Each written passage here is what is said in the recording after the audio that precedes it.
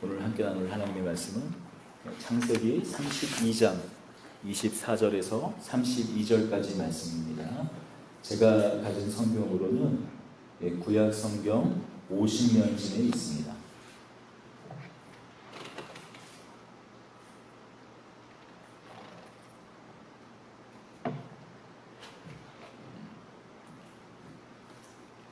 교독하겠습니다. 야곱은 홀로 남았더니 어떤 사람이 날이 새도록 야곱과 씨름하다가 자기가 야곱을 이기지 못함을 보고 그가 야곱의 허벅지 관절을 치매 야곱의 허벅지 관절이 그 사람과 씨름할 때에 어긋났더라. 그가 이르되 날이 새려하니 나로 가게 하라. 야곱이 이르되 당신이 내게 축복하지 아니하면 가게 하지 아니하겠나이다. 그 사람이 그에게 이르되 네 이름이 무엇이냐? 그가 이르되 야곱이니이다. 그가 이르되 내 이름을 다시는 야곱이라 부를 것이 아니요 이스라엘이라 부를 것이니 이는 내가 하나님과 및 사람들과 겨루어 이겼음이니라. 야곱이 청하여 이르되 당신의 이름을 알려주소서. 그 사람이 이르되 어찌하여 내 이름을 묻느냐 하고 거기서 야곱에게 축복한지라. 그러므로 야곱이 그곳 이름을 브니엘이라 하였으니 그가 이르기를 내가 하나님과 대면하여 보았으나 내 생명이 보전되었다 함이더라. 그가 브니엘을 지날 때에 해가 돋았고 그의 허벅다리로 말미암아 절었더라. 그 사람이 야곱의 허벅지 관절에 있는 둔부 힘줄을 쳤으므로 이스라엘 사람들이 지금까지 허벅지 관절에 있는 둔부의 힘줄을 먹지 아니하더라. 아멘. 오늘 우리가 그 야곱 강가에서 하나님과 씨름한 그 야곱의 이야기가 오늘 본문의 내용입니다. 제가 개인적으로 좀 좋아하는 성경 인물이 있다면 야곱이에요. 야곱. 아브라함 너무 가까이 하기에는 너무 먼 당신이죠. 믿음의 조상 막 그러니까요. 다윗, 바울, 우리가 익히 성경에 나오는 그런 많은 인물들 보면은 정말 너무 우리의 그 삶의 현주소와 비교해 보면 너무나 그 거리가 먼 인물들 같아요. 근데 야곱은 친근합니다. 야곱. 그렇지 않나요? 정말 그 자신의 것을 막 취하기 위해서라면 수단과 방법을 가리지 않는 그런 모습. 그렇잖아요. 우리가 야곱의 내용 여기 다 어느 정도 다 알고 있잖아요. 그러다 보니 이 야곱이 참 아무래도 다른 성경 인물들보다는 또 친근하기도 하고 실제로 참 신비로운 사실은 하나님께서 아브라함을 이렇게 부르시고 아브라함에게서 바로 12명을 낳게 하실 수도 있잖아요. 그렇지 않나요? 이삭 한번 이렇게 낳고 나서 기왕에 이제 태의 문이 열렸으니 그냥 쭉 해가지고 12아들 낳게 하셔서 할 수도 있고, 아니면 이삭에게 바로 12아들을 주신 다음에 이스라엘 그 민족을 이루게 할 수도 있을 텐데 하필이면 또 이 야곱을 어떻게 보면 우리가 믿음의 조상, 믿음의 족장들 중에 하나죠. 믿음의 족장 중에 보면 아브라함, 이삭까지만 하더라도 어때요? 우리가 그림 그리고 있는 거 이삭만 하더라도 그 하나님 앞에 번제로 이렇게 자신을 이렇게 내어드린 이삭 모습함. 이삭에게서 바로 그냥 12아들을 취하셔서 이스라엘을 만드시면 좋았을 텐데 이 야곱은 야곱을 통해서 왜 12아들을 그에게 낳게 하시고 그를 통하여서 또 그의 아들을 통하여서 이스라엘 백성을 이렇게 또 이루게 하셨는가. 생각할 때마다 참, 참 하나님의 그 오묘한 신비입니다. 사실 거기서 희망을 갖게 하는 거죠. 우리도 그렇게 그런 뭔가 이렇게 그 족장들과 같은 삶을 살 수 있겠구나. 아브라함이나 이삭을 보면은 약간 그 좌절감을 맛볼 수 있겠지만 야곱을 보면 나도 어떤 그런 가능성 뭐 그런 것들을 이렇게 꿈꿔볼 수 있을 것 같습니다. 야곱 오늘 이 본문은 어떻게 시작하고 있습니까? 한 사람과 밤에 새벽이 다 동이 필 때까지 씨름을 하는 장면입니다. 강 건너 야복강이죠. 그 강 건너에서는 그의 쌍둥이 형, 쌍둥이지만 이란성 쌍둥이죠. 모습과 어떤 그런 생김새, 체형 그런 것들이 다른 이란성 그 쌍둥이 형 에서가 그 야곱을 죽이겠다고, 동생 야곱을 죽이겠다고, 자신을 죽이겠다고 400명의 부하를 거느리고 진치고 있고, 야곱은 지금 어떤 한 사람과 씨름을 하고 있습니다. 이야기가 다 끝날 쯤에야 그 사람이 단순히 사람이 아니라 하나님인 것이 밝혀지죠. 많은 경우 이 사람의 정체에 대해서 얘기가 분분합니다. 이 사람이 뭐 천사다, 아니면 바로 그냥 우리 뭐 성경 말대로 하나님이다, 아니면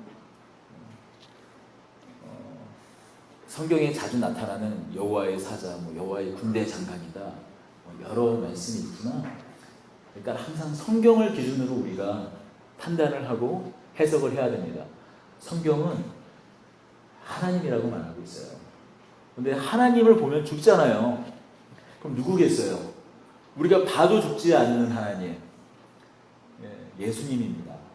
근데 예수님은 예수님인데 이 땅에 2000년 전에 성육신 하시기 전에 예수님, 그리고 성경에선 우리가 뭐 이렇게 성경을 연구하고 그런 분들은, 성경학자들은 이런 예수님을 성육신 하시기 전에 예수님인데 특별히 어떤 목적을 가지고 우리 앞에 나타나시는 경우를 이렇게 말합니다. 선제하시는 예수님. 그래서 대개 구약에서 여호와의 사자다 그러면은 천사를 지칭하는 경우가 많지만 실제로 예수님인 경우가 많아요. 여기서도 여호와의 사자로 나타나고, 또 어떻게 되나요? 아브라함이 집에서 쉬고 있는데 세 사람을 보잖아요. 세 사람이 방문하였을 때 그 중에 한 사람은 하나님이었지 않습니까? 근데 하나님이 어떻게 이 땅에 오시지? 선제하신 그 세 분 중에 세 사람 중에 두 사람은 천사인 거고 한 사람은 선제하신 예수님이에요. 특별히 하나님께서 우리 사람이 볼 수 있는 형태와 모습으로 보여주시는 경우가 있는데, 그럴 경우에 성경에서는 반드시 여호와의 사자가 천사다, 아니면 뭐 선지하신 예수님이다 이렇게 바로 말할 수는 없지만 그 문맥이나 상황을 보면 구약에 여호와의 사자라고 되어 있는 경우에 선제하신, 그리고 나중에 성육신을 하시지만 그 전에 이 땅 가운데에서 특별히 하나님께서 자신을 보여주시는 경우에 선제 예수님께서 나타나 보여주셨습니다. 오늘 근데 이 본문의 내용을 보면 좀 수긍이 안 가는 그런 대목들이 많이 있어요. 좀 이해가 잘 안 돼요. 아니, 형 에서는 자신을 죽이겠다고 400명의 그 자신의 부하들을 데리고 야복강가 강 건너편에서 진치고 기다리고 있고, 그런데 이 야곱은 그냥 갑자기 느닷없이 어떤 한 사람이 나타나서 야곱과 씨름을 거는 거예요. 그리고 끝까지 야곱이 지지를 않으니까 갑자기 환도뼈, 옛날 성경은 환도뼈로 되어 있고 이제 이 허벅지 관절을 쳐서 허벅지 관절을 어긋나게 해서 이제 내가 너랑 이제 더 이상 이제 씨름할 수 없겠다 하면서 떠나면서 떠나니까 갑자기 야곱이 이렇게 그 사람이 자신과 씨름하던 사람을 막 놓지 않고 저를 축복해 주지 않으면 제가 놓지 않겠습니다. 갑자기 물어봅니다. 뜬금없이 내 이름이 무엇이냐? 야곱입니다. 이제 너를 야곱이라 하지 않고 이스라엘이라 하겠다. 그리고 끝날 때 이제 그 사람을 보낼 때 야곱이 말합니다. 내가 하나님을 봤는데 죽지 않았다. 그래서 분이엘이라고 그 땅의 이름을 얘기를 하죠. 사실 오늘 이 본문의 내용을 왜 이 사람, 이제 우리는 이게 하나님인 줄 알고 있으니까 하나님은 야곱에게 나타나서 씨름을 하고 또 갑자기 또 떠나시고 이름은 물어보시고 또 새롭게 이름을 이스라엘이라고 왜 지어주시는지 사실 이 대목만 놓고는 잘 가늠이 안 가요. 그래서 좀 이 야곱의 이야기를 잠시지만 한번 좀 살펴봐야 될 것 같습니다. 에서와 야곱은 우리가 잘 알지만 쌍둥이 형제죠. 창세기 25장에 보면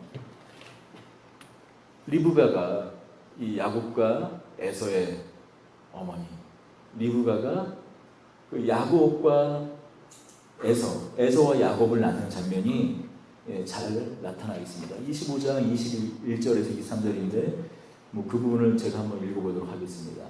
이삭이 그의 아내가 임신하지 못함으로 그의 아내 리브가가 임신하였더니 그 아들들이 그의 태 속에서 서로 그를 위하여 여호와께 간구하며 여호와께서 그의 간구를 들으셨으므로 그의 아내 리브가가 임신하였더니 그의 아들들이 그의 태에서 서로 싸우는지라. 그가 이르되 이럴 경우에는 내가 어찌할꼬 하고 가서 여호와께 묻자온데 여호와께서 그에게 이르시되 두 국민이 내 태중에 있구나. 두 민족이 내 복중에서부터 나누리라.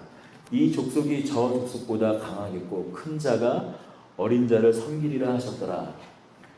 리브가가 임신을 했습니다. 이삭이 나이 40 될 때쯤이에요. 임신을 했는데 너무나 괴로운 거예요. 물론 이제 그 아이를 가지면 괴롭죠. 근데 너무 고통스러우니까 이게 무슨 일인가 하고 하나님한테 갔는데 쌍둥이를 임신했고 그 중에 큰 자가 작은 자를 섬길 것이다. 그리고 그 둘은 저마다 민족이 되고 나라가 될 것인데 큰 자가 작은 자를 그 큰 나라가 오히려 더 작은 나라를 섬기게 될 것이라고 리브가에게 하나님께서 말씀을 해주시는 것입니다. 그렇습니다. 아마도 이게 쌍둥이면 실제로 그렇대요. 이 자리 다툼을 한답니다. 쌍둥이면 이 심지어는 어떤 경우에는 여러분 아세요? 그 쌍둥이들 싸움하다가 탯줄을 목에 걸려서 죽이기도 한대요. 그거 아세요? 지어낸 얘기가 아니고요. 둘이 짝짝꿍 하면서 친한 경우도 있대요. 아니 그거랑 또 요즘 초음파를 보면은 이렇게 다 잡잖아요. 같이 뽀뽀하는 장면 놀기도 합니다. 그런데 이 쌍둥이가 뱃속에서 싸운대요. 그래가지고 자리다툼을 하다가 실제로 이렇게 정말 목에다가 이렇게 하는지 모르겠는데 목에 이렇게 탯줄이 감겨가지고 죽기도 한답니다. 그런데 그 정도까지인지 아닌지 모르겠는데 이 야곱과 에서가 복중에서부터 싸운 것이죠. 그런데 하나님께서 리브가에게 말하는 것이죠. 그 두 민족이 큰 다툼이 일어나는 민족이다. 그리고 큰 민족이 오히려 큰 나라가 큰 자가 작은 자를 섬길 거라고 말합니다. 근데 날 때 하나님의 그 예언의 말씀처럼 실제로 정말로 나올 때도 다투면서 나오는 거예요. 먼저 큰형 에서가 먼저 나오죠. 근데 뒤따라 나오는 그 야곱이 뱃속에서부터 먼저 나오고 싶어서 그 안달했는지 형의 그 뒤꿈치를 붙잡고 나오는 거예요. 아니, 저 상상이 잘 안 가는데 정말 그런 일이 있을 수 있는가? 근데 성경이 그렇다고 하니까 그렇겠죠. 그 장면이 얼마나 기가 막히고, 이게 그랬으면은 그 부모가 이름을, 그 뒤꿈치를 잡는 자라고 이름을 적겠어요. 뒤꿈치를 붙잡는 자. 그런데 그 뜻이 뒤꿈치를 붙잡다라는 게 관용적인 표현으로 또 어떤 뜻을 가지고 있습니까? 속이는 자라는 뜻도 갖고 있잖아요. 이름을 그렇게 지었던 거 보면 실제로 정말 낳자마자 뭐 보통 쌍둥이 나면은 막 10분 뒤에도 나오고 1시간, 2시간, 옛날에는 뭐 뱃속에서 뭐 쌍둥이인지 모르고 있다가 막 서너 시간 뒤에 갑자기 또 뜬금없이 나오고 그러잖아요. 근데 뒤꿈치를 잡고 나왔다는 건 무슨 뜻이에요? 거의 그냥 뭐 바로 나왔다라는 거죠. 그런데 그 이름과 같이 그 둘은 그렇게 경쟁하는 사이로 평생을 실제로 살아가게 되죠. 25장부터 27장 오늘 이어지는 본문을 이렇게 보면 어떻게 됩니까? 그 이후에 그 이름대로 야곱은 어떤 사람으로 살아갑니까? 끊임없이 형의 주의를 면보고 그 장자권을 탈취하기 위해서라면 그 첫째 아들, 그 장자의 그 권세를 얻기 위해서라면 물불을 가리지 않는 사람이 됩니다. 우리가 좀 잠깐 그 장자권이라고 한번 좀 생각을 해봐야 돼요. 요즘에는 어떻게 되죠? 유산을 상속할 때 일단 아무런 그 부모님이 특별히 유언을 하지 않으면 어떻게 되나요? 딸, 아들 구분하지 않고 무조건 n분의 1로 됩니다. n분의 1. 특별히 n분의 1이요. 그런데 특별히 내가 뭐 이혼하는 자녀가 있어요. 그래서 그 유언을 남기더라도 실제로 그게 그대로 적용돼가지고 어떤 한 뭐 자녀한테 뭐 자신의 재산을 다 넘겨주고 그러는 게 사실 쉽지가 않을 정도로 이제 그 상속이라는 것이 공평하게 이렇게 이제 진행이 되죠. 그런데 우리나라도 마찬가지지만 옛날에 그 둘째 아들, 뭐 첫째 자녀는 거의 첫째 아들은 어때요? 그 집안에 있는 그 가산을 거의 뭐 10이다 그러면 한 8, 9를 거의 다 가져요. 그리고 한 1, 2 정도를 나머지 동생들이 나눠 갔잖아요. 뭐 제사 지낸다. 그리고 또 그런 이유도 있었지만 재산이 이렇게 그 n분의 1로 나눠지면 재산이 흩어져가지고 그런 식으로 하다 보면은 나중에 어떻게 돼요? 결국에는 집안 재산이 계속 흩어지게 되어 있는 구조로 되잖아요, 사실. 그러다 보니까 장자한테 거의 절대적인 부분들을 다 밀어줍니다. 그런데 이런 것이 뭐 우리나라뿐만이었나요? 뿐만 아니고 동서고금을 막론하고 마찬가지잖아요. 특히 이스라엘도 마찬가지였어요. 그 장자권이라는 것은 대단한 것이었죠. 당시에는 거의 뭐 여러 가지 사료들을 보면 자료들을 보면 거의 한 3분의 2나 4분의 3 정도를 장자가 갖는 거예요. 단순히 어떤 그 재정적인 측면으로만 보더라도 이 장자권은 그 상당히 큰 어떤 메리트이 있는 거죠.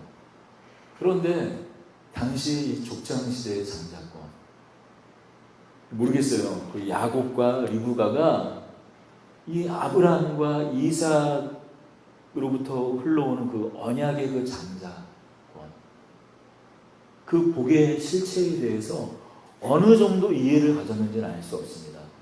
그런데 이 야곱이 이토록 그 장자권에 목말라 하고 그것을 가지려고 애를 썼던 걸로 보면 이 아브라함 그리고 이 이삭으로부터 계속 이어오는 이 장자권, 그 나라와 민족을 만들고 그리고 너를 축복하는 자에게는 그를 축복하겠고 너를 저주하는 자에게는 내가 그를 저주하겠다. 무슨 말이에요? 복의 통로가 되게 하겠다라는 거거든요. 복 그 자체가 되게 하겠다라는 이 약속과 그 언약에 대해서 나름 깊은 이해가 야곱이 있었던 것 같습니다. 그래서 야곱은 그냥 그 때만 보면 그냥 어쨌든 그 장자권을 자기가 가지려고 애썼던 것이죠. 그래서 장성하여서 어느 날 형이 사냥을 갔을 때 사냥 가고 돌아와서 막 시장할 때 어떻게 해요? 25장 후반절에 보면은 일부러 아주 맛있는 냄새를 풍겨가지고 팥죽을 쓰는 거죠. 그래서 돌아오는 형한테 그 냄새를 풍겨서 어떻게 해요? 야, 내가 그거 지금 먹으면 안 되겠냐? 그러니까 형, 이거를 먹으려면은 형의 장자권을 나한테 팔아. 그럼 내가 형 이걸 줄게. 그러니까 뭐 에서는 그걸 좀 장난스럽게 우리가 그냥 그래 이거 뭐라고 이제 네가 장자해 하고 그냥 정말 장자권을 팔고 팥죽한 그 장자권을 팔고 그렇게 그 어디 형식이지만 뭐 말뿐일 수도 있지만 야곱의 그 장자권을 사게 되죠. 이런 일이 실제로 있었어요. 제 동기한테 있었습니다. 제 동기 이제 목사가 됐는데, 그 아버님이 동두천에서 목회를 하세요. 그래서 온 가족이 이 놀러 가느라고 이제 차를 이제 뭐 하다 보면 집에서 다 순서대로 늦게도 하고 그러잖아요. 그리고 차에 한 사람 타는데 제 동기가 이제 아빠 엄마가 좀 늦게 나오시니까 차에서 기다리다가 슈퍼에서 동기 동생입니다. 제가 빨리 동기 동생이 먼저 슈퍼에서 바나나 우유를 하나 사온 거예요. 그래서 그 바나나 우유를 사왔는데 하나만 사온 거예요. 그래서 제 동기죠. 동기가 야 그거 나 좀 주면 안 되냐? 그러니까 그 동생이 그랬대요. 장자권을 팔라고. 장난이죠. 그런데 그 동기 이름은 그 친구가 좀 유명한 친구예요. 그래가지고 이름은 밝힐 수는 없는데 그 청소년 사역을 많이 하는 친구입니다. 그런데 그 동기가 그래? 팔게 하고 팔았어요. 그 다음부터 어떻게 되냐면요. 동생은 신학대를 단번에 붙었다고 합니다. 고등학교 졸업해서. 그 동기는 삼수를 해서 이 학교를 갔어요. 그리고 신대원도 한참 있다 나중에 간 거죠. 그러니까 목사 안수도 동생에 비해서 뭐 4, 5년 훨씬 그 후에 안수받고, 그 결혼도 동생이 훨씬 먼저 했대요. 그러니까 우리가 함부로 뭐 그렇게 장난으로 서로 팔면 안 됩니다. 그냥 웃자고 하는 얘기지만, 그리고 이 에서는 자신이 받은 이 장자권의 그 실체에 대해서 이게 어떤 것인지 잘 알지 못했던 것 같습니다. 단순히 이게 그냥 재산 정도를 받고 더 많이 받고 적게 받는 정도, 그냥 명분 정도로 생각했던 것 같아요. 하지만 야곱과 리브가는 이 장자권의 실체를 알고 있었던 거예요. 그런 점에서 참 리브가가 나빠요. 리브가라는 사람이. 리브가는 야곱과 에서가 복중에 있을 때 이미 하나님 앞에 가서 그 예언을, 하나님의 말씀을 듣잖아요. 큰 자가 작은 자를 섬길 것이다. 그러면은 뭐예요? 그게 하나님의 말씀, 하나님의 언약이면 우리가 이런 믿음을 갖고 있어야 되지 않을까요? 하나님의 말씀이 그러면 결국 이루어지는 것입니다. 그러면 오히려 지혜롭게 그 자녀들을 잘 살피고 보살피고 그게 덕스럽게 그 모든 것이 잘 이루어질 수 있도록 기도하고 그 자녀들을 키워야 될 텐데 오히려 그 리브가는 한술 더 뜨죠. 어떻게 하나요? 이제 자신의 남편 이삭이 오늘 그 창세기 20장에 보면 눈이 어두워집니다. 눈이 어두워졌다는 것은 이제 거의 죽을 날이 멀지 않았다는 거죠. 그래서 마지막으로 그 자녀들을 축복하기 위해서 특별히 축복의 내용은 아브라함으로부터 자기 아버지 아브라함으로부터 오는 그 언약의 축복을 자신의 장자인 그 에서에게 동일하게 자신이 받았던 약속을 확인시켜주고 그 언약의 축복을 이어가게 하기 위한 그런 축복을 해주기 위해서 에서를 불러들이죠. 그런데 마지막으로 너를 축복하기 전에 네가 사냥해 오는 음식을 먹고 싶다라고 말해서 어떻게 합니까? 에서가 사냥하러 갑니다.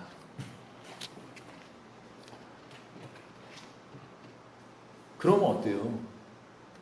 어떻게 됩니까, 리브가?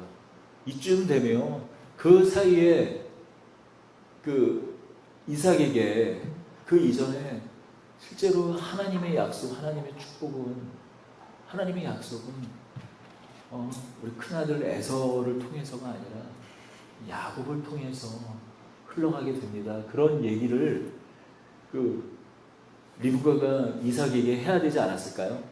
그런데 전혀 그랬던 것 같지 않아요. 그러니까 쉽게 말하면 요즘에 그 가정보다 엮이는 가정인 거예요. 엮이는 가정. 이런 사실로 보면 엮이는 가정이죠. 모르겠어요. 그 결혼한 지 한참 됐는데 40에 아이를 낳은 것도 좀 그렇고, 그리고 별로 부부 사이에 이렇게 대화가 많지 않았던 것 같아요. 대화가 허심탄회하게 자신의 그 깊은 그 이야기를 나누는 부부였다면은 벌써 진작에 하나님의 약속이 누구를 통해서 이렇게 흘러가는지 얘기를 했어야 될 텐데 뭐 그렇지 않았던 것 같습니다. 그러다 보니 이삭이 에서에게 축복하려고 에서를 불러들이죠. 그래서 사냥을 한 틈에 그 이야기를 듣고 리브가가 어떻게 합니까? 야곱을 불러들여서 야, 큰일 났다. 네 아빠가 형에게 축복을 해주려고 한다. 어떻게 변장을 하지 않습니까? 눈이 어두우니까 눈이 어두운 어떤 냄새와 아무래도 그 귀가 예민해지잖아요. 그러니까 그 야곱이 형인 것처럼 속이기 위해서 형의 옷을 입습니다. 그리고 어떻게 하나요? 혹시라도 그게 들킬까봐 털 가지고 갔다가 팔에 감아서 형 흉내를 내서 이삭 앞에 서죠. 그리고 축복을 받습니다.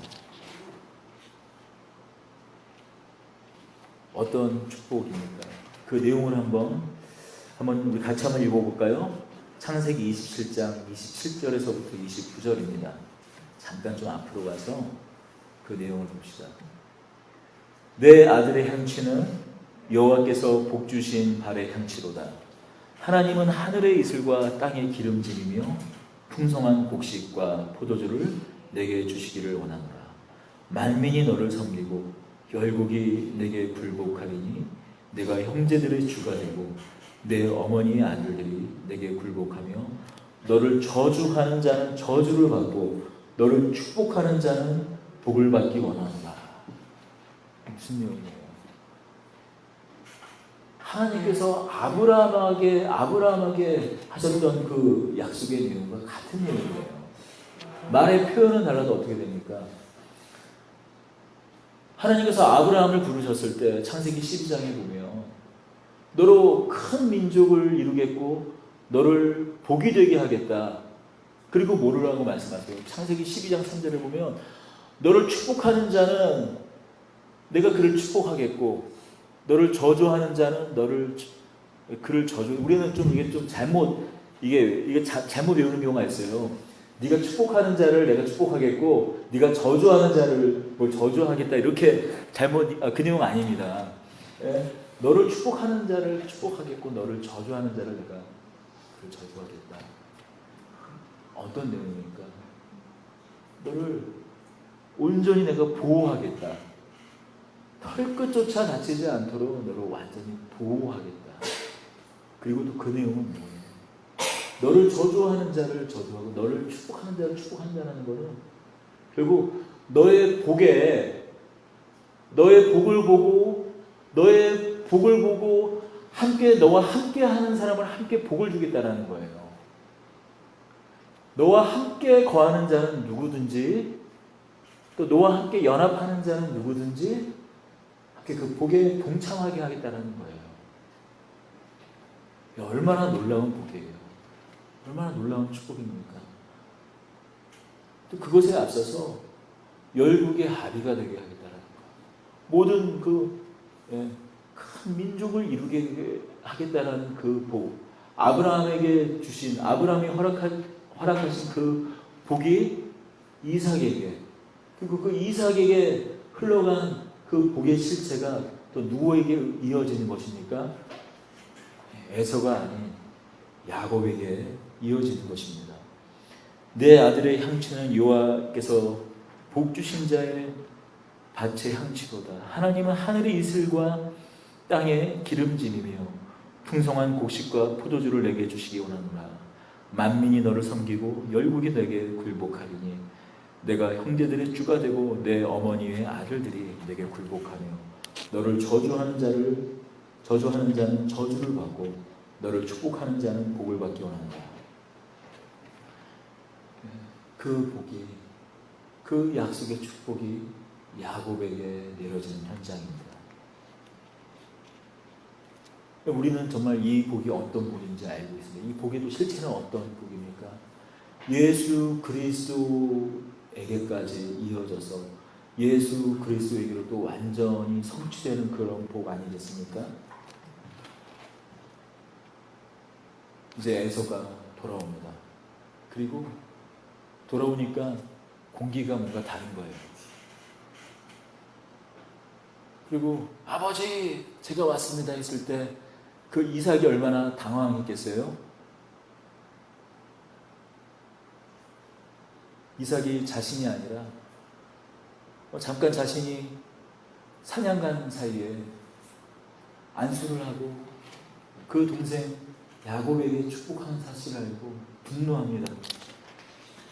한두 번 당했겠어요? 성경에선 앞에 팥죽 한 그릇 그 정도 이야기가 나왔겠지만 그 수십 년의 사이에 그 야곱의 성격으로 보면은 성경에 기록되지는 않아도 그 사이에 얼마나 그 야곱이 에서를 괴롭게 했을까 생각을 한번 해보면 팥죽 한 그릇뿐만이 아니라 그 사이에도 그 첫째 아들, 그 장자권, 그 자기 순서 그런 걸로 아마도 에서를 많이 괴롭게 했을 거예요. 그런 찰나에 그 아버지 이삭이 죽기 전에 마지막으로 그 축복하는 그 시간에 자신이 아닌 그 야곱에게 그 축복이 돌아간 것을 보고 분노합니다. 그래서 에서가 이 이삭에게 말하죠. 아버지 저에게 주실 축복은 없습니까? 복은 없습니까? 했을 때 이삭이 말합니다. 그 에서의 그 울음소리를 들으며 말합니다. 27장 39절의 말씀을 제가 좀 읽어보겠습니다. 내 주소는 땅의 기름짐에서 멀고 내리는 하늘 이슬에서 멀 것이며 너는 칼을 믿고 생활하겠고 내 아우를 섬길 것이며 내가 매임을 벗을 때에는 그 멍에를 내 목에서 떨쳐버릴 것이니라. 동생을 섬기고 너는 끝내 그 동생을 앞서지 못하고 그 멍에를 жил머지는 그런 인생, 또 너의 민족은 그런 멍에를 짊어질 수밖에 없는 민족이 된다는 그 예언을 그 이삭으로 듣습니다. 또 이삭은 자신의 큰아들, 자신이 사랑하는 그런 아들을 향해서 이런 축복을 하고 싶을까요? 그런데 이런 예언을 할 수밖에 없는 것이죠. 왜냐하면 이 이삭, 아브라함, 또 그 앞서서 노아도 그렇지 않았습니까? 자신의 입술에서 하는 이야기지만 그 순간만큼은 성령에 사로잡혀서 하나님의 신에 사로잡혀서 말하는 거예요. 하나님의 인재에 사로잡혀서 하는 것이죠. 이 순간만큼은 사사로운 자신의 어떤 감정이나 그것으로 하는 것이 아니라 마치 노아가 그 세 아들을 향해서 어떤 그의 인생, 그 세 아들의 인생에 대해서 또 그 세 아들의 후손들에 대해서 예언할 때 마치 함을, 가나안을 마치 저주하는 것 같이 그의 인생들을 얘기했던 것처럼 동일한 순간이죠. 사사롭게는 사랑하는 아들이지만 그 이삭의 입술을 통해서 축복이 아니라 아주 어려운 그런 삶을 살 것이다. 힘든 날들을 보낼 것이다. 라고 이야기하고 있습니다. 그래서 어떻게 합니까? 에서가 분노해서 그 동생 야곱을 죽이려고 합니다. 결국 야곱은 어떻게 하나요?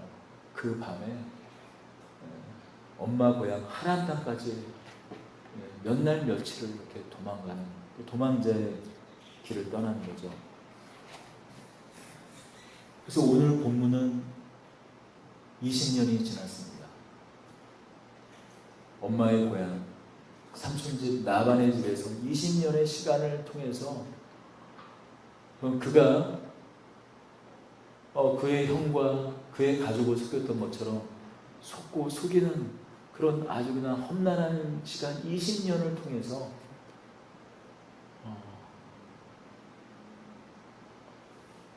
자신의 어떤 목적을 이루고야 말죠. 큰 거부가 돼서 삼촌집 나반 그 집에서 큰 거부가 돼서 돌아옵니다. 그리고 이제 오늘 본문이 이어지는 것이죠. 어떻게 합니까? 떠보는 거죠. 고향 땅으로 다시 돌아왔는데 형이 그 20년 전의 일을 아직도 잊고 있는지 아직 못 잊고 있는지 떠봅니다. 어떻게 합니까? 32장에 보면 앞에 보면 자신의 재산 절반을 떼서 종들을 통해서 먼저 압수해 보내는 거죠. 또 이 자신의 재산 절반을 떼서 3등분을 합니다. 교활하죠. 3등분을 해서 첫 번째, 두 번째, 세 번째 자신의 종들을 통해서 보내서 이 재물이 무엇냐고 물어보면 당신의 종 야곱의 것인데 당신에게 선물로 드리는 겁니다 라고 말하고 시킵니다. 그리고 그 맨 마지막에 누구를 보내나요? 먼저 선물을 보내고 뒤이어서 자신의 가족을 자신의 네 부인이죠. 자신의 네 부인을 보내고 그 자녀들을 보내고 자기는 홀로 남습니다. 그러니까 얼마나 그 야곱이 비열한 인간인지 알 수 있어요. 그러니까 그 앞에 그 형 에서의 마음을 좀 이렇게 달래보려고 재물을 보낸 거는 이해할 수 있죠. 그런데 그 다음에 누가 가야 돼요? 자신이 가야 되잖아요. 근데 어떻게 합니까? 자신의 부인과 자녀를 보냅니다. 이건 무슨 얘기예요? 혹시라도 자신의 부인과 자신의 자녀는 죽어도 좋다라는 거 아니에요. 왜냐하면 자신을 죽이겠다고 지금 400명의 부하를 데리고 지금 약곡강 건너편에서 진치고 있는데 거기에 자신의 가족들을 먼저 보내는 거예요. 그러니까 야곱이라는 사람이 얼마나 자기 중심적인 사람인지 철저히 그 자기밖에 모르는 사람인지 알 수 있는 거예요.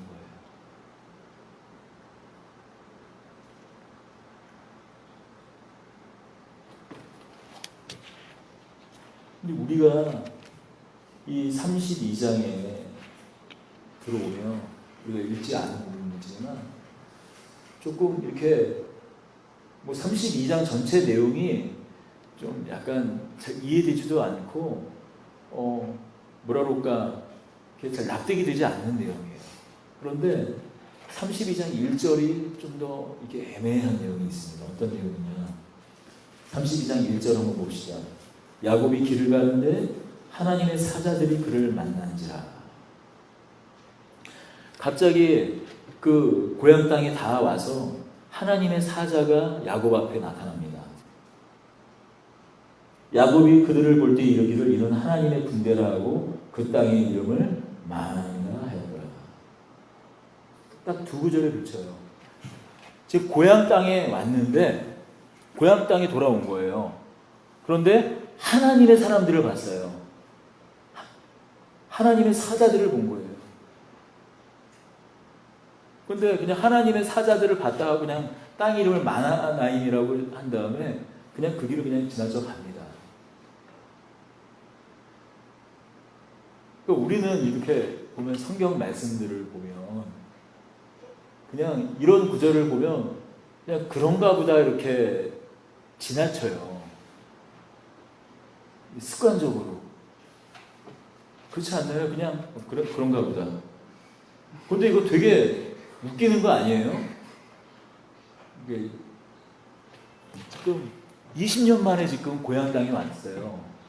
근데 하나님의 사자가 앞에 나타나서 자신을 기다리고 있는 거예요. 그러면 막 엉엉 울면서 하나님 뭐 하고 막 단을 쌓고 보통 아브라함은 어땠어요? 아브라함은 하나님을 만나면 하나님 만난 그 자리에 단을 쌓았잖아요. 여호와의 이름을 불렀더라. 그런 장면들이 그 아버지의 모습. 이삭도 어떻게 우물을 파가지고 우물 팔 때마다 이렇게 단을 쌓지 않나요? 감사하며 하나님께서 도우셨다고. 또 아브라함의 인생도 아브라함의 인생을 갖다가 한마디로 요약하면 단을 쌓는 인생이었어요. 항상 아브라함이 어떤 일을 하고 어떤 하나님과 무슨 사건이 있고 나면 항상 뭐를 합니까? 단을 쌓지 않습니까? 단을 쌓았다. 하나님을 예배하는 인생이었어요. 지금 야곱이 지금 고향 땅에 돌아와서 여호와의 사자, 아마도 그 중에는 아까 말씀드렸듯이 누굴까요? 선지하신 예수님일 거예요. 만났는데 뭐 그냥 아무 일도 일어나지 않고 그냥 지나가는 겁니다. 그리고 나서 어떤 말씀이 나오나요? 이어지는 말씀이 야곱이 세 땅 에돔들에 있는 형 에서에게로 자기보다 앞서 사자들을 보내며 그들에게 명령하여 이르되 너희는 내 주에게 이같이 말하라. 주의 종 야곱이 이같이 말하기를 내가 라반과 함께 거래하는 지금까지 머물러 있사오며 그리고 쭉 예물을 드렸다라고. 지금 이게 그리고 에서에게 뭐를 줬다고 말하나요? 예물을, 선물을 줬다라고 말하는 게 이어지는 대목입니다. 그런데 이어지는 대목에서 이 예물, 선물로 등장하는 이 단어가 히브리어로 민하라는 단어예요. 그런데 이 민하라는 단어, 이 민하라는 단어는 어떤 의미를 갖고 있냐면 이 구약에서 재물이라는 의미를 갖고 있습니다. 재물. 하나님 앞에 재물을 드린다 할 때 그 재물, 헌물, 영어로는 오퍼링이라는 단어예요. 재물이라는 단어로 겸하는 단어입니다. 그러니까 실제로 어느 정도로 지금 형 에서를 두려워하고 있고 무서워하고 있냐면 마치 에서를 분노하는 어떤 그런 형 정도가 아니라 마치 신과 같이 두려워해서 그 예물을 바치고 있는 거예요. 그런데 우리 한번 생각을 해볼까요?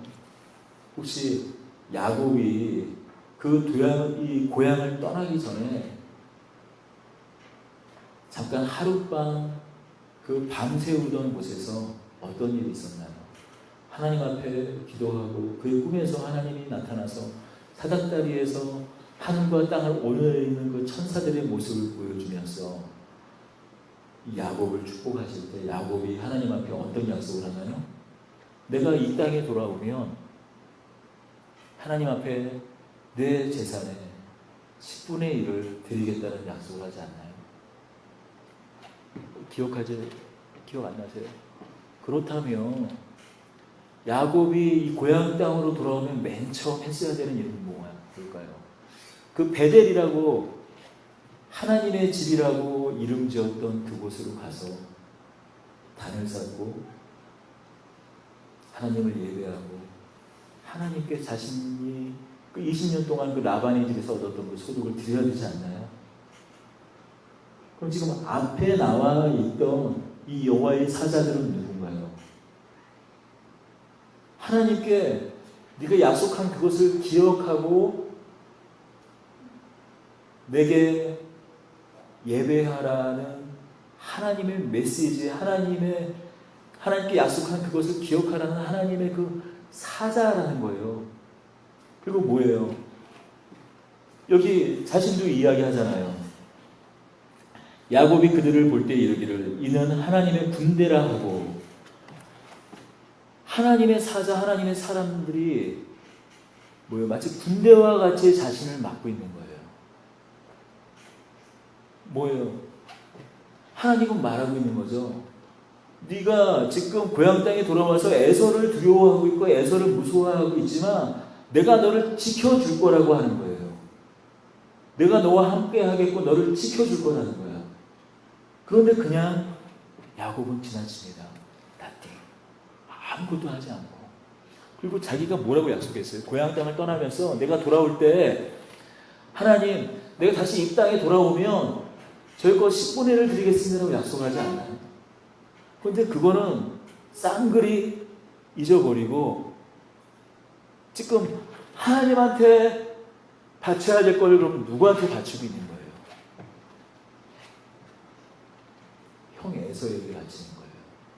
분노하고 있는 신, 마치 분노하는 신, 그 에서를 달래려고 지금 예물을 준비해서 세 차례나 보내고 있는 것입니다. 마치 우상 숭배한 것과 마찬가지죠.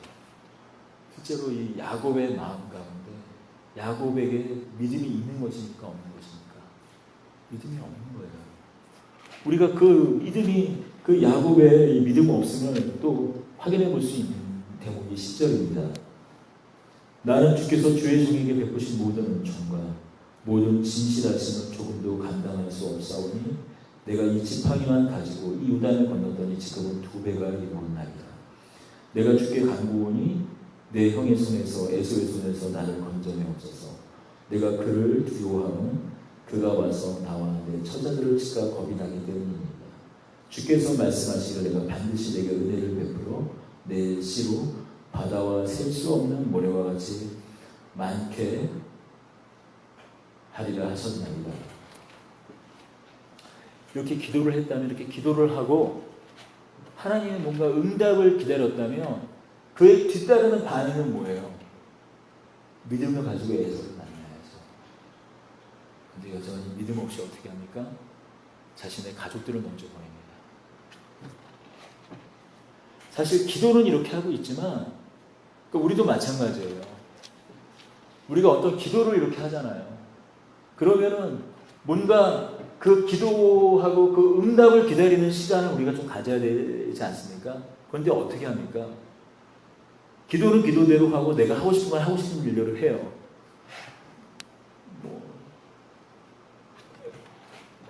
저만 그러나요? 저도 사실 그렇거든요. 기도 열심히 해요.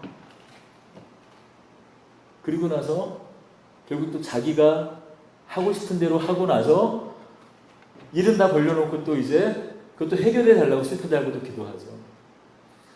사실 우리 신자의 불신앙의 전형적인 모습입니다. 근데 야곱이 그렇다는 거죠. 야곱이 하나님 저렇게 지켜주고 보호해 주시고 저를 건져내 주십시오. 또 하나님은 또 저에게 하신 약속이 있지 않습니까? 라고 그 약속을 상기시키면서 기도를 하면서 실상은 그 이어지는 구절을 보면 전혀 믿음 없는 모습에서 자신의 가족들을 먼저 버립니다. 끝내 그 해가 지나고 다음 날이 넘도록 자신은 가지 않아요. 그때 어떤 한 사람이 나타나서 그래서 오늘 우리가 읽은 본문대로 씨름을 거는 겁니다.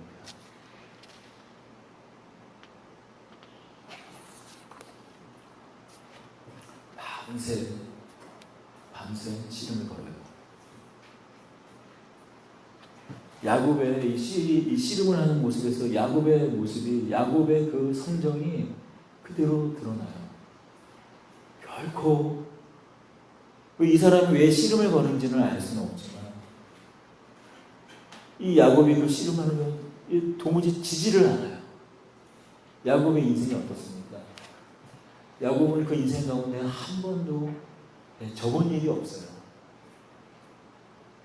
마치 잠깐 지닌 것 같아도 아주 교활함을 항상 숨겨놓습니다. 그 삼촌 라반의 집에서도 얼마나 이 야곱이 14년을 기다리고 자신의 그 목적을 이루는 사람이죠. 마치 그와 같이 끈덕지게 그 씨름을 거는 이 사람을 향해서 놓지 않고 붙잡습니다. 그리고 한참 지나서 이 씨름을 거는 사람이 어떻게 합니까? 환도표를, 우리가 요즘 말로 따지면 이 고관절이에요. 고관절을 쳐서 고관절이 어긋나는 거예요. 허벅지 뼈 관절이 탈골된, 부러진 정도까지는 아니고, 그러니까 원문을 이렇게 저도 항상 궁금해했어요. 이제 왜냐하면 고관절이 부러지면 거의 죽거든요. 나이가 지금 많아요. 돌아왔을 때 지금 야곱이 나이가 많습니다. 보통 연세 드신 분들이 고관절이 빠지면은 3년 이내에 보통 죽어요. 거의 대부분 고관절이 부러지면. 그래서 원문도 살펴보고 그래서 부러진 건가? 왜냐면 이 야곱이 한참 있다가 죽잖아요. 그래서 근데 그 정도는 아니고 아마 고관절이 탈골려서 빠져나간 거였습니다. 그때쯤 돼야 갑자기 이 씨름을 거는 사람이 떠나려고 하니까 이 바짓가랑이를 붙잡고 얘기하는 거죠. 저를 축복해달라고 얘기를 합니다. 그제서야 뭔가 이 야곱이 이 씨름을 거는 이 사람의 실체를 알게 된 것 같아요. 저를 축복하지 않으면 제가 당신을 놓지 않겠다라고 말합니다. 그리고 이 씨름을 건 이 사람이 야곱에게 묻습니다. 내 이름이 무엇이냐고 말해요. 내 이름이 무엇이냐. 야곱에게 이 사람이 내 이름이 무엇이냐라고 말하는 이 뜻은 무엇일까요? 하나님인 거 알고 있잖아요. 이름을 몰라서 묻고 있는 걸까요? 야곱, 하나님이 너 이름 뭐야? 이름을 몰라서 물어볼까요?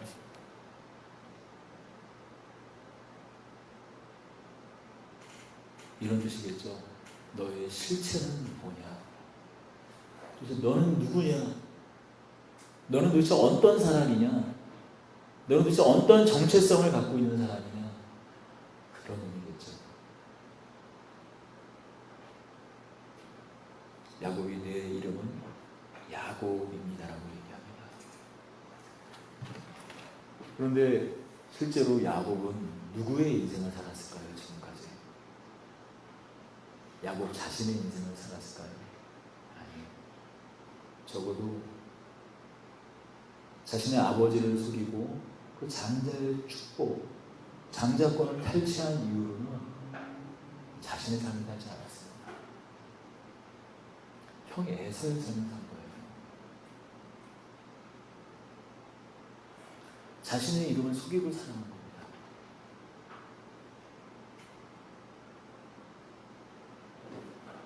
하나님께서 이 새벽에 야곱을 찾아와 씨름을 받고 끝내 떠나시면서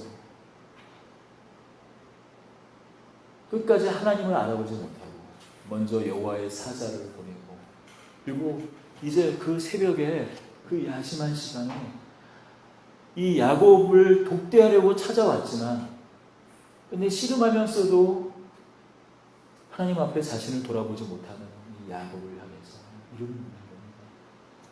내 이름은 무엇이냐? 도대체 너는 어떤 삶을 살고 있느냐? 도대체 넌 누구의 삶을 살고 있느냐? 그것도 묻는 거죠. 도대체 네가 바라보는 나는 누구냐? 하나님은 누구냐? 그리고 너에게 내가 약속한 그 약속은 무엇이냐라고 지금 묻고 있는 거죠. 내 이름은 무엇이냐? 야곱은 그제서야 말합니다. 제 이름은 야곱입니다. 예, 하나님, 저는 속이는 자입니다. 뒤꿈치를 잡는 자입니다. 그제서야 하나님 앞에 자신을 드러내는 거죠. 자신이 감추었고 자신이 지금까지 숨겨왔던 자신의 그런 모습들을 낱낱이 드러내는 것입니다.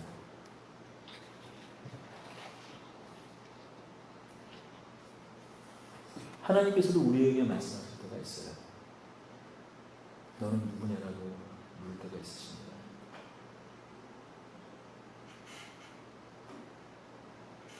우리는 대부분 자신의 인생을 살려고 하지 않아요. 자신이 아닌 뭔가 다른 사람의 인생, 아니면 더 나은 인생을 꿈꿉니다. 하나님께서는 그런데 우리 각자 한 사람 한 사람을 통해서 한 사람 한 사람에게 담고자 하시는 삶의 내용이 있다는 거죠. 우리 각 사람에게 부르심이 있다는 것입니다. 형 에서는 에서 나름대로의 삶의 모습이 있습니다. 원하는 뜻이 있습니다. 또 야곱은 야곱대로, 또 나중에 먼 훗날 낳게 되는 그 자녀들은 자녀에게대로 각각 하나님께서 그 기쁘신 뜻을 위하여서 또 이름을 불러주시고 그를 인도하시는 삶의 내용이 있다는 것이죠. 그리고 야곱은 야곱대로 야곱을 통해서 나타나시고 하시잖아요. 그 야곱을 통해서 이루고자 하는 하나님의 뜻이 있다는 것이죠. 어렴풋이 야곱은 알았어요. 자기 삶이 어떤 삶인지. 그렇다면 우리가 그 야곱을 통해서 이미 어머니에게 들은 자신의 삶의 내용, 그것을 우리가 그 야곱을 좀 신뢰하고 기다릴 수 있는 그런 믿음이 있어야 되는데, 그의 삶은 한 번도 하나님을 향한 믿음이 그가 있었는가? 하나님을 찾았지만 그 삶을 통해서 나타난 것은 무엇입니까? 그가 그 형의 칼을 피해 도망가던 그 길에 하나님 앞에 약속을 했지만, 그리고 그 앞에 하나님이 나타나시기도 했지만 한 번도 하나님 앞에 자신의 약속을 지킨 적도 없고 지키지도 못했고, 그저 그의 기도는 허망한 것이었다는 것이죠. 그저 하나님을 향한 갈망만 있고 하나님께서 자신을 통하여서 이루고자 하는 그 뭔가 축복에 대한 소망만 있었지, 그 부르심을 또 그 부르심대로 한 걸음 한 걸음 나아가며 또 인내하며 기다리는 하나님의 그 하나님께서 부르신 자, 그 부르신 자로서의 그 합당한 삶의 내용은 전혀 없었던 것이 바로 야곱이라는 것입니다. 야곱의 삶의 모습이었다는 것입니다. 그런 야곱을 향해서 그런데 하나님께서 뭐라고 말씀하시나요? 그 끝까지 그 야곱이 그 하나님을 붙들고 나를 축복하지 않으면 놓아주지 않겠다고 말하니까 하나님께서 내가 이제 너희 이름을 이스라엘이라고 하겠다라고 말씀합니다. 이스라엘은 무슨 뜻입니까? 오늘 본문의 말씀 보면 하나님과 겨루어 이긴 자라는 뜻입니다. 알 수가 없는 이름을, 실제로 오늘 이 씨름의 내용은, 이 싸움은 누가 이긴 것입니까? 하나님이 이겼죠. 그런데도 하나님께서 내가 졌다라고 하는 거예요. 내가 너한테 야, 너를 이스라엘이라 하겠다라고 말씀합니다.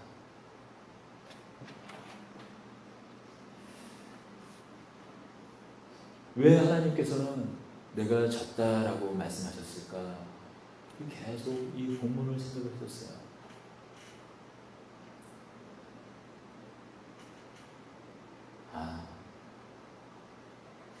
발도 뜨이는 게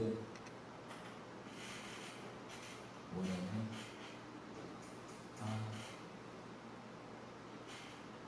아들이구나. 넌 내 아들이라고 말하는 거구나. 넌 어쩔 수 없이 내 새끼라고 말하는 거구나. 라는 뜻으로 우리가 읽을 수밖에 없는 것입니다. 여러분, 그 부모가 못 이기는 게 있죠.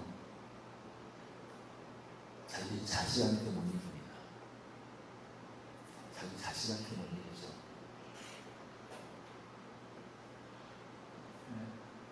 네. 저희 집만 해도 그래요. 가끔씩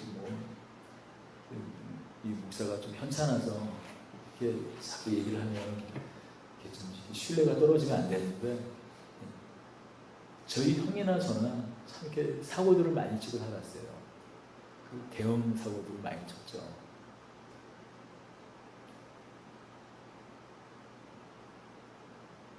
정말 때로는 그 부모 자식 간에 의절할 정도로 큰 사고를 많이 치거든요.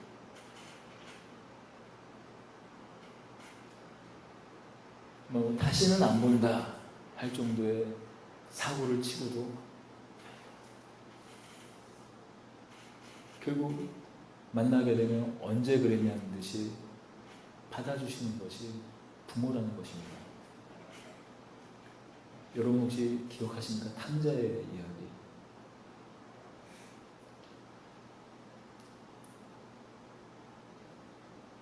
오늘 또 이 본문을 보면서 자녀됨과 아버지됨은 무엇인가? 아버지가 살아계실 때 자신의 몫을, 그리고 아버지 죽으면 결국 저 주실 거잖아요. 그러니까 지금 주세요. 페루나죠. 그 재산을 다 팔아 챙겨가지고 먼 나라로 가서 다 소비합니다.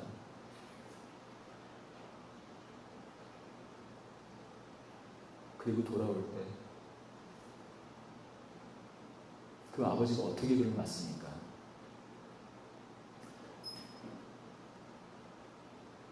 당시 이스라엘 그런 그 문화, 당시 중동의 정서로는 부모가 죽지 않았을 때 그 재산을 팔아서 떠난다는 거는, 그건 뭐 오늘 쉽게 얘기하면 오늘 호적을 파내는 것과 같은 일이에요. 그런데도 그렇게 돌아간 아들을 그 아버지가 어떻게 맞습니까? 옷을 입히고 신발을 신고 송아지를 잡아가지고 잔치를 하지 않나요? 반지를 끼고 자녀됨을 다시 확인시켜주는 겁니다. 그 모든 사람에게, 그 지역의 모든 사람들에게 저는 내 아들이오라고 그 자녀됨을 다시 확인시켜주는 것이죠. 하나님께서 지금 그와 같은 일을 하시는 거예요. 이름을 새롭게 지어주는 것이죠. 그런데 그 이름이 하나님과 싸워 하나님과 겨루어 이긴 자라는 이름을 지어주십니다. 내가 너의 이름을 다시는 야곱이라 하지 않겠다. 네가 지금까지 나를 수없이 많이 되풀이하여 배신하고 배반했지만 너를 뒤꿈치를 잡는 자, 속이는 자로 생각하지 않고 너는 내 아들이라고 말하는 거예요.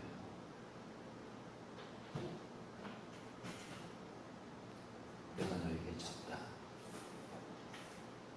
너는 내 아들이다. 이름을 새롭게 지어주십니다.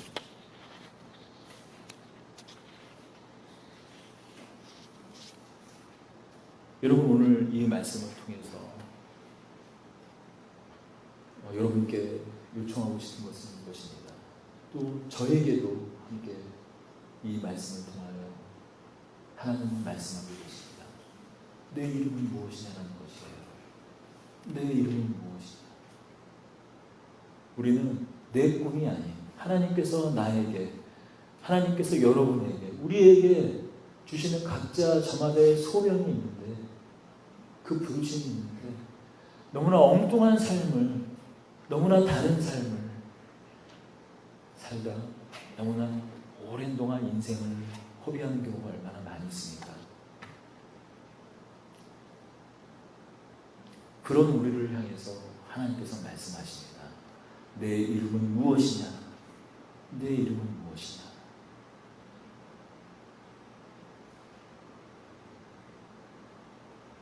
하나님께서 저마다 우리 각자에게 부어주신, 각자에게 불러주신 그 이름대로 우리의 삶을 살기를 원하십니다. 다른 어떤 인생, 그것이 아니라 하나님께서 우리 각자에게, 우리 한 사람 한 사람에게, 여러분 한 사람 한 사람에게 담고자 하는 그 인생의 내용이 있다는 것입니다. 바라기는 혹시라도 지금 이 순간 아직도 각자 우리를 향한 부르심, 나를 향한 삶, 그것을 아직 찾지 못했다면 정말로 각자의 그 부르심을 하나님을 만나고 하나님을 대면하는, 하나님과 씨름하는 그 시간들을 통하여서 찾게 되기를 축복합니다. 함께 기도하겠습니다. 은혜와 사랑의 하나님 아버지, 하나님, 정말 우리를 향한 우리의 부르심은 무엇입니까? 나를 향한 하나님의 부르심은 무엇입니까? 나를 향한 하나님의 그 비전은 무엇입니까? 그 비전, 그 인생을 살게 하여 주시옵소서. 다른 누구의 삶이 아닌 하나님께서 나를 통하여서 이루고자 하는 그 뜻, 그 목적에 합당한 삶을 살게 하여 주시옵소서. 그러나 때로 우리가 넘어지고 때로 방황할 때라도 오늘 야곱을 통하여서 끝까지 하나님의 그 붙드심을 놓지 않으셨던 것 같이 우리를 붙들어 주셔서 하나님과 그 뜻, 그 비전, 그 목적을 우리 삶을 통하여서 이루어 주시옵소서. 우리 주 예수 그리스도의 이름으로 기도드립니다. 아멘.